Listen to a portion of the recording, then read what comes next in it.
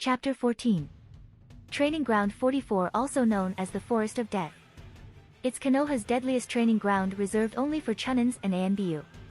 The forest itself contains various monster and other deadly animals, from big spiders to gigantic bears and tigers. The Forest of Death is the traditional place for second round of every Chunin exam done in the Leaf. The Chunin exams are hosted in various countries and rotated. Every 3 years the Chunins happen in the Leaf. To everyone in Konoha, the Forest of Death, as the name says, it's hell and one place to don't come near. Obviously this doesn't apply to the crazy snake lady, also known as Enko. To her this place is her home away from home, and the reason she is always in charge of the second round. Of the original 200 applicants to the Chunin exams, more than half were failed in the first task.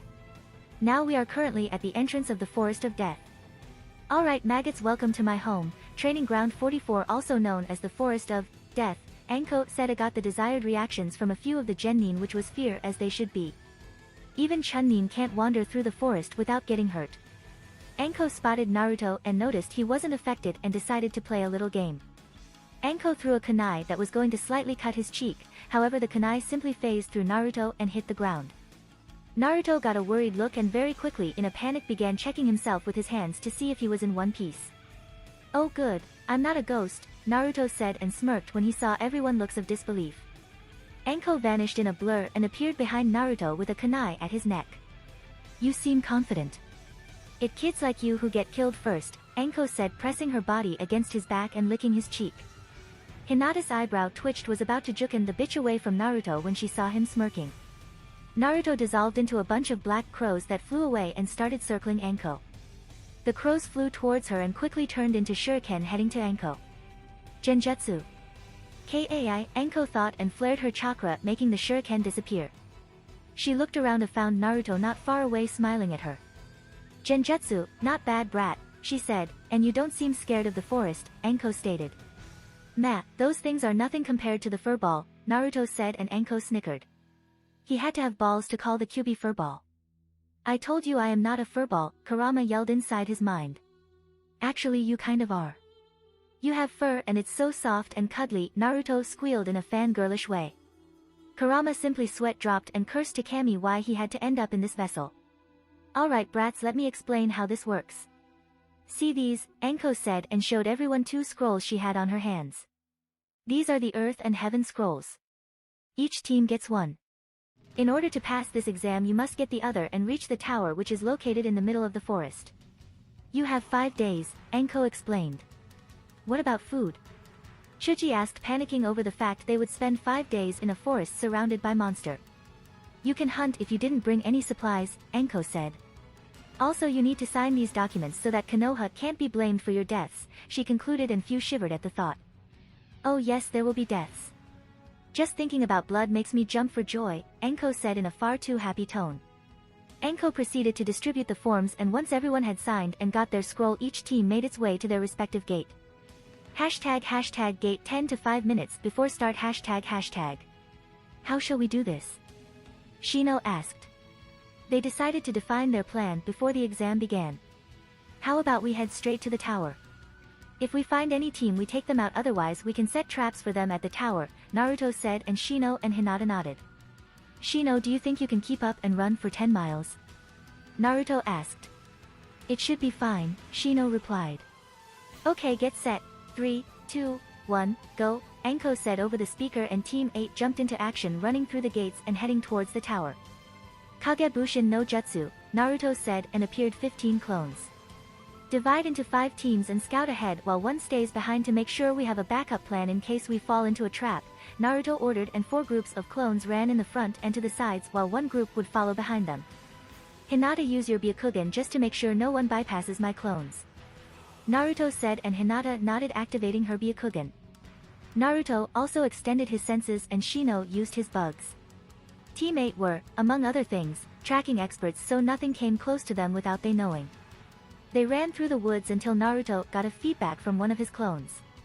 Aim team 100 meters ahead, Naruto said, and everyone approached with caution. Team 8 stealthily approached the unsuspecting aim team. Naruto and Hinata took a few senbon, and with the precision of insurgent they placed the 3 members into a death-like state by hitting them in the neck with the senbon. They reached the fallen AIM team and went through their bags until they found the Earth Scroll. Nice, just the one we need. Let's go to the tower full speed. If you can't, I'll carry you, Shino, Naruto said, and Shino shook his head. They were heading to the tower at full speed when Team 8 sensed a massive chakra spike. That is no Genin, and no Jinchuriki, Naruto said, and the team came to a stop looking to where it came from. I'm going to check it out. You guys go to the tower, you have my Hyroshin marker if you need help. Once I'm done I'll teleport to your location, Naruto said. Why? Hinata asked. It might be one of ours that is in trouble, Naruto replied and prepared to jump away. Be careful, Hinata said and kissed his cheek, for luck, she said. Don't worry, Naruto replied and jumped into the woods. Seconds later he was gone. Hinata sighed and the rest of Team 8 was heading to the tower. Naruto was running towards the location of the chakra spike when he sensed two presences near him. He checked their chakra levels and found that one was around Jonin while the other had Kage levels reserves. He recognized the Jonin's chakra, it was Anko. However, the other was unknown. He never felt that chakra anywhere in the leaf, and there wasn't anyone in the village with that much amount of chakra except himself and the Hokage. Naruto approached them with extreme caution. He could hear them talk and Anko seemed angry and scared. Anko scared was not a good thing. Anko-chan, how you've been? The other voice asked in a mocking tone. What are you doing here, Orochimaru? Anko asked, spitting his name. Orochimaru, shit, Naruto thought as he continued to observe and jump in if necessary. I was just dropping off a gift to a promising genin, Orochimaru cryptically said. You didn't? Anko rhetorically asked. Why so mad, Anko-chan? Didn't you like my gift? Orochimaru asked. Anko got enough of his, she drew a kunai and rushed him. Orochimaru placed his hand in the tiger seal and activated her curse mark, making her fall into the ground screaming in pain. You forget your place, Orochimaru said. Sanaijishu, hidden snake hands, Orochimaru said and extended his arm towards Anko, sending a couple of snakes to bite her. Katan, Hozenka no Jutsu, Phoenix Fire Technique, Naruto said and sent multiple small fireballs towards the snakes and destroyed them. Naruto jumped in between Orochimaru and Anko. He approached her and noticed she was clutching her neck. Naruto saw that in her neck was a strange mark that seemed to glow. Curse mark, Naruto thought. My little genin came to her rescue. How cute, Orochimaru said in a mocking tone. Any ideas, Fox? Naruto asked. That snake must be here for some reason. Any real fight here would attract too much attention. Flare my chakra and try to hold him off, Kurama suggested, and Naruto flared the Kyuubi's chakra high enough to draw attention to any Umbu patrolling the area. Kyuubi brat. Orochimaru thought. My if it isn't the Kyuubi brat, I guess I can play for a while. Orochimaru said. Orochimaru, what are you doing here? Naruto asked, trying to buy some time. Snakes tend to be slippery. So you know me? I'm honored, Orochimaru said, chuckling. I'm here to leave a small gift to the Uchiha, he said. Gift?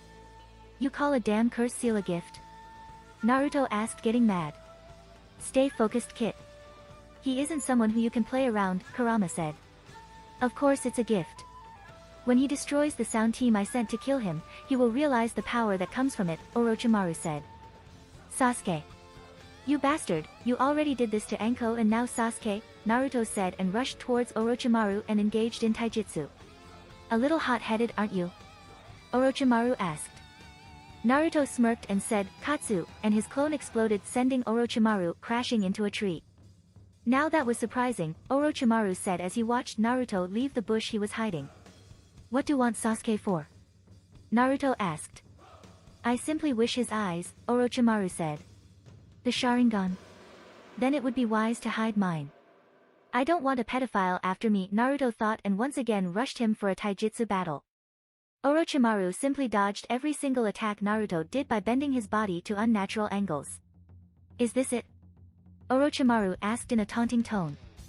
It's time for the big guns, Naruto thought, and took a whole different stance. He activated his EMS and hid it. His face was completely emotionless with his cold blue eyes staring into Orochimaru. Katan, Karyuden no Jutsu, Fire Dragon Bullet, Naruto said and sent fire bullets to Orochimaru, who simply dodged them all. Naruto decided to use a wide-range attack. He made a Kage Bushin and both said. Katan, Ryuka no Jutsu, Dragon Fire Technique. Futon, de Tapa, Great Breakthrough. The result was a big wide area of effect stream of fire that rushed Orochimaru and torched the surroundings area. Anko just watched in wonder.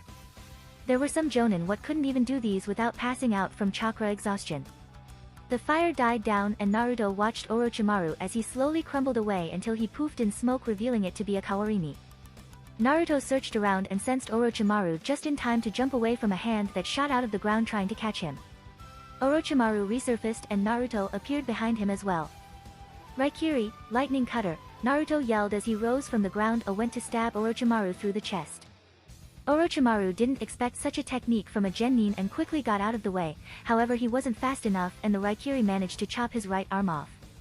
This brat is dangerous, if I hadn't dodged he could have killed me, Orochimaru thought as he observed Naruto who wasn't even showing signs of stopping. My you are really something. It's a shame you can't be my next vessel, Orochimaru said as he opened his mouth to inhuman proportions and spat out another Orochimaru, leaving the skin of the old behind. What the fuck are you? Naruto asked, getting a little disgusted as Orochimaru just spat himself from inside himself. It's been fun but I must go now, see you around, Orochimaru said and sank into the ground. He decided to leave as he sensed two groups on Umbu incoming. Naruto turned to Anko who had an amazed look on. You okay Anko? He asked. Holy shit brat, that was amazing, Anko yelled but quickly recoiled in pain just the Umbu dropped by, accompanied by the Sandane. Naruto-kun, what happened? The Hokage asked. He was wearing his full battle gear that primarily consisted of a full tight black body suit with metal shields in his arms and legs. Orochimaru is here and I think he activated Anko's curse mark. Naruto said and the Hokage's eyes widened. What is doing here? The Hokage asked to himself but loud enough for Naruto to hear. He's after the Sharingan of Sasuke. I believe he gave him the curse mark as well, Naruto explained and the old man sighed. His prodigy of a student turned to be his greatest mistake. Take Anko to the hospital, the Hokage said and the Umbu vanished. Naruto, do have the scrolls? He asked and Naruto nodded. But I'll go after Sasuke. Orochimaru sent a sound team to kill him, Naruto said. Alright, be careful. I already risked a good lot by interfering in the exams, the Hokage said and left the forest. Naruto made Kage bushins and spread them through the forest as wide as he could so he could find Sasuke as quickly as possible. Naruto ran through the forest as quickly as he could, covering the area he could. 1 hour later he finally sensed Sakura's chakra signature. He could sense Sasuke's but he felt it was slightly different and weaker. He arrived where Sakura was and noticed it was a mayhem going on. Sakura was on the ground with her hair cut in half and multiple kunai wounds. Lee was also there but he bleeding from his ears and a few bruises. Team 10 seemed to be trying to hold off the sound team but to no avail and finally Kiba, who was in the ground, apparently knocked out cold. Pathetic, all of you, Dosu said smirking as he picked up kunai and made his way towards Sasuke to kill him, and no one could stop him. Naruto shunshined in front of him and quickly delivered a good kick to him that sent him into the ground. Everyone was happy to see that someone had arrived to help, even if it was Naruto. Another one, these guys just keep coming, Zaku said, getting pissed off. Every time they tried to kill the Uchiha someone got in the way. Why don't you just leave, you are no match for me, Naruto said smirking. I'll get that smile out of your face. Dosu snickered and flexed his arm showing his gauntlet. Melody arm, Dosu said as he channeled chakra to his arm. Naruto, who had his Sharingan activated, could see the sound waves filled with chakra. That can't be good. Kamui, Naruto thought. Dosu sensed as the waves traveled the air and hit Naruto only to do nothing. Naruto waited a few seconds and noticed everyone was stopped and looking between him and Dosu. Was that supposed to do something? Naruto asked, inwardly smirking. The rest of rookies that were awake stared at the blonde. Lee was taken down with that jutsu and yet Naruto remained there as if nothing happened. That gauntlet must be defective, I'll deal with this, Zaku said and stepped forward intending to end the battle in one attack. Zankuha, decapitating air waves, Zaku said and channeling chakra through his arms he sent a gust of wind towards Naruto. Naruto stood in place and activated his Kamui to let the attack pass through him. Zaku watched as the dust clouds started to disappear only to find Naruto in the same place. What a nice breeze, Naruto said smirking. Zaku got mad and channeled as much chakra as he could through the pipes that ran deep beneath the skin. Zankyo Kokua, extreme decapitating air waves, Zaku said and sent a powerful gust of wind towards the enemy. Naruto watched the gust come and noticed he had to take Sasuke and Kiba out of the way. He rushed towards them and activated his Kamui to protect them as well. Once the attack was over and the dust cloud set down, Zaku smirked as he scanned the area he attacked only to find nothing. I blew them to little bits, Zaku said, smirking with confidence. Raikiri. Zaku turned just in time to see a hand covered in lightning pierce through his chest and heart. Zaku gave a silent scream that didn't leave his mouth as he fell to the ground dead. Dosu and Kin's eyes widened at seeing his teammate fall to the ground dead. The blonde kid was playing with them the whole time. The blonde had killed Zaku with one attack and they didn't even saw him move. If you give us the scroll you can leave peacefully, Naruto said in an emotionless tone. The rookies just watched as Naruto effortlessly killed the shinobi they were having trouble with. Sakura was trembling with fear from both the sound team and the arrival of Naruto. He had just killed someone in cold blood. He pierced someone's chest with his own hand. Dosu was trembling as he picked his scroll and left it in the ground and quickly left running along with his last teammate Kin. How nice of you to join us, Niji, Naruto said as he sensed the teammates of Lee arrived at the scene. What happened here? What did you do to Lee? Niji asked, activating his Byakugan and getting ready to attack until he got his answers. Suddenly a blast of chakra was felt by everyone in the area. They all turned to see Sasuke slowly rising up with some sort of purple chakra swirling around him. His body was covered in some sort of black tattoo. Yes, with this power I'll kill him, Sasuke said to no one. He could feel the power coursing through his body. A gift from Orochimaru. Sasuke looked around for someone to test his new powers in and quickly locked eyes with Naruto, who was standing near a dead body. Naruto, fight me, I want to test my new powers, Naruto commanded and quickly rushed Naruto and engaged in a taijutsu battle. Sasuke-kun, stop this, Sakura said, crying in the ground. This was all too much for her. She had to defend Sasuke and Kiba and got crushed. She watched as someone bit Sasuke in the neck and gave him some strange marking, and she was watching Sasuke apparently out of control. I don't have time for this. I can't allow him to use this curse mark any longer, Naruto thought. Naruto quickly outmaneuvered Sasuke and got behind, trapping him with his arms. Niji, do you mind? Naruto rhetorically asked.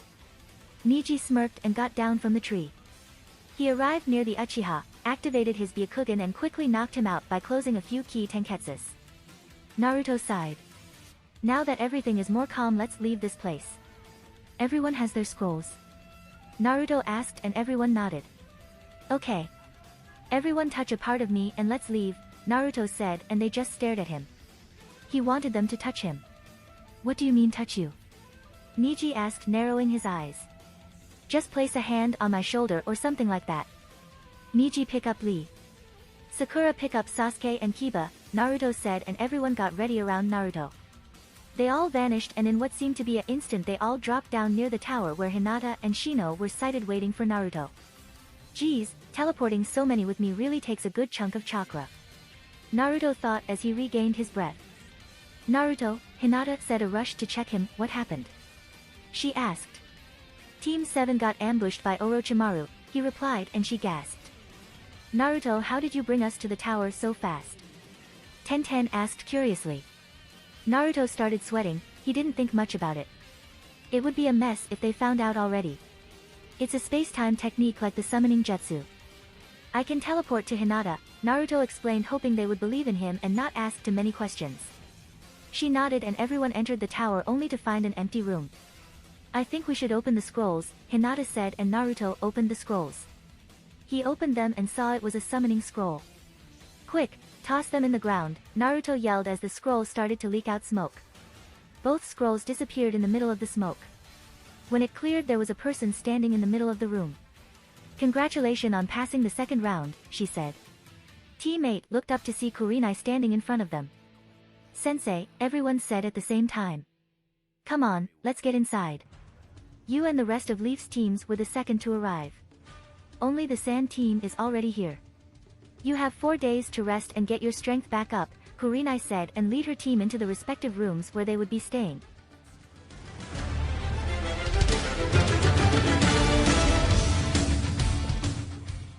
If you like this content, don't forget to like and subscribe.